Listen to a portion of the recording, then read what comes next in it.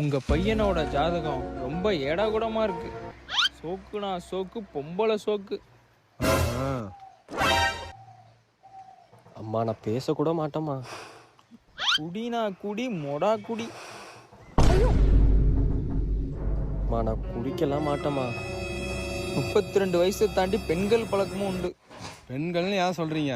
ஆன்ட்டின்னு சொல்லுங்க. மா நான் கேர்ள்ஸ்ட கூட பேச மாட்டேன். பேசிருப்படா. பேசினது கூட இல்லப்பா. மேல சொல்லுங்க சார். இந்த ஜாதகப்படி தம்பிக்கு கல்யாணம் ஆகி 22 வயசுல ஒரு குழந்தை இருக்கணுமே.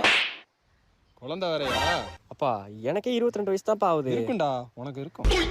என்ன சாமி? சுவாமி அந்த ஜாதகத்தை கொஞ்சம் கொடுங்க. சுவாமி இது என் புருஷன் ஜாதகம்.